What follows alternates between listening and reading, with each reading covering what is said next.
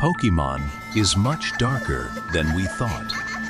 If you look closer at the original Japanese lore, you realize they've been sneaking pure psychological horror into the Pokédex right under our noses for decades. Today, we expose the terrifying dossier of 3 Pokémon designed explicitly to steal human souls.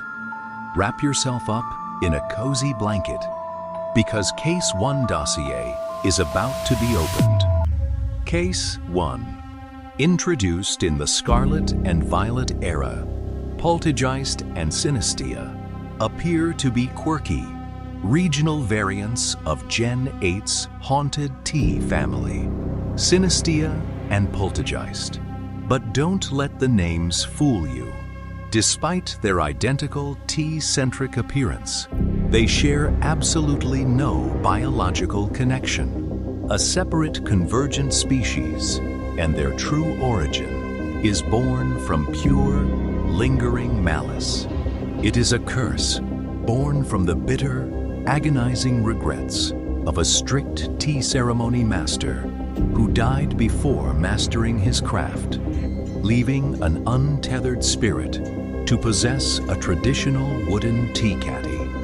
This terrifying phenomenon directly mirrors the ancient Japanese folklore of Tsukumogami, the deeply eerie and unsettling belief that ordinary household objects can manifest a living, sentient, and often vengeful soul after existing for a century.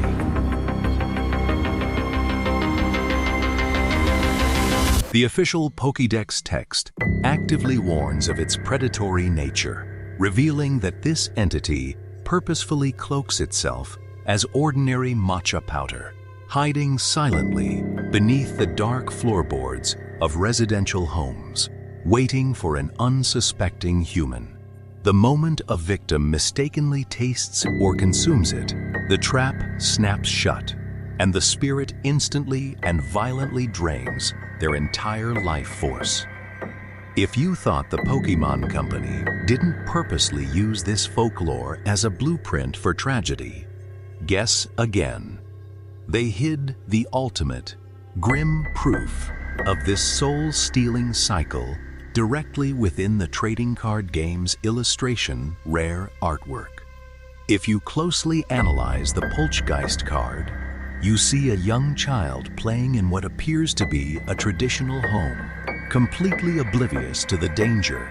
The green phantom Pokémon offers him a taste, and with one lick, the child has secured his doom. When you look at the connected card for Sinistcha, the scene undergoes a chilling, final transformation. The young boy has completely vanished from the frame. All that remains is a small green handprint left behind on a photo album now held by a grieving adult. While a sneaky Sinistcha lurks in the shadows, the master's soul-draining ritual was executed with absolute perfection. Unlike the heavily censored cards of the early generations, the Pokémon Company let this chilling piece of silent, visual horror pass globally without censorship, knowing full well what these Pokémon were based on. But while Poltchageist hides in your home, our next case proves that stepping outside is just as dangerous. Case 2. People absolutely fell in love with this adorable balloon Pokémon when it first appeared in Pokepedia. But behind the cute fandom lies a truth that is far more sinister. We move from hidden card artwork to case file number 2, the Siphoner for Wandering Spirits.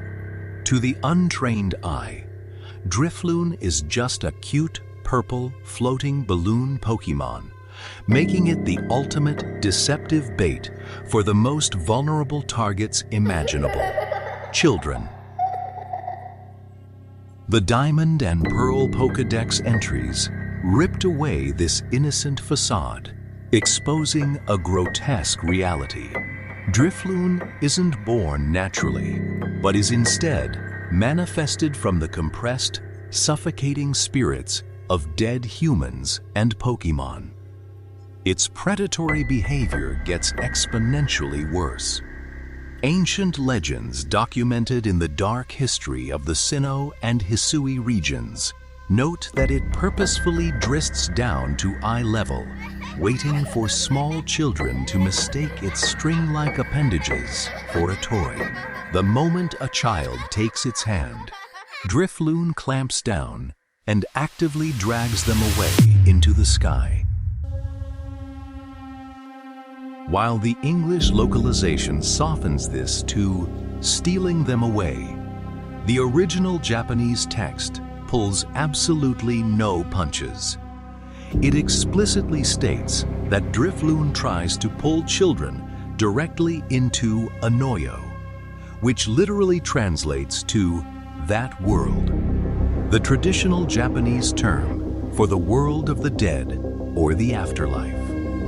If you study its physical character design like an investigator, you realize the yellow X taped over its mouth isn't a cute, quirky design choice.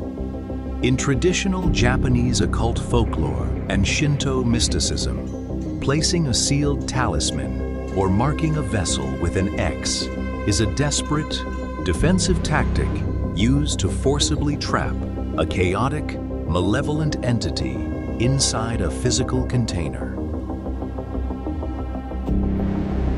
Parents in the Pokémon universe must look at these floating anomalies with pure, unadulterated terror, knowing that if their child plays too long with what looks like a harmless balloon after sunset, they will vanish from the face of the earth forever. It's some real Pennywise vibes. Case 3. Finally, our investigation leads to our most dangerous puzzle yet.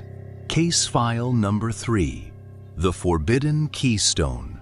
While a curse hiding in your attic or a child-stealing balloon is terrifying, Spiritomb operates on an entirely different scale of deception. For years, fans assumed this bizarre entity was just a cool choice for the Sinnoh champion, Cynthia. But Cynthia isn't just a trainer.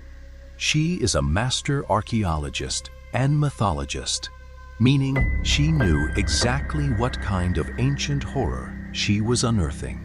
Spiritomb is a catastrophic anomaly, constructed by binding exactly 108 malicious, wicked human souls together into a collective hive mind, eternally imprisoned inside a cracked rock known as the Odd Keystone. This entity is based indirectly upon two real-world folklore stories. The Water Margin, the story of 108 demonic souls, and the most dangerous piece of real-world Japanese folklore, the Seisho Seki, or the Killing Stone. According to legend, a malevolent, ancient spirit used its terrifying shape-shifting powers to transform into an innocent, beautiful human to infiltrate the imperial court and slowly drain the life force of its victims. When the demon's true identity was finally exposed, its wicked spirit was forcibly sealed inside a massive boulder, a cursed rock so toxic that any living thing that dared to touch it would die instantly. Cynthia has been wielding a literal stone of death.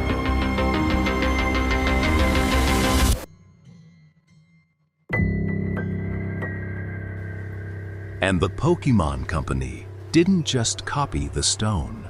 They brought the shape-shifting horror into the game itself. In Pokémon Legends Arceus, players are approached in the pitch black of night by an eerie, solitary little girl named Vesa, who begs you to help her collect the scattered pieces of a broken seal. But when you finally hand them over, she drops a twisted smile and reveals that she has been holding the final piece of the malicious soul the entire time, and that the innocent little girl standing in front of you is the monster. Before you can even scream, she vanishes into thin air, leaving you face to face with an aggressive Spiritomb. It was never a child. It was the ancient, predatory hive mind, mimicking a helpless little girl to trick you into setting it free.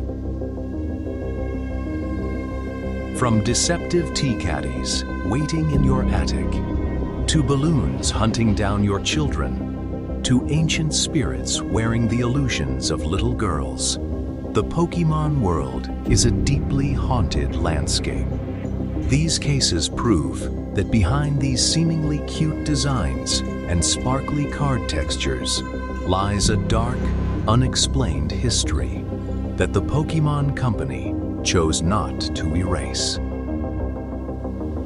The dossier is officially closed for today, but tell me in the comments below, which of these 3 soul-stealing anomalies do you think is the most dangerous to encounter after dark?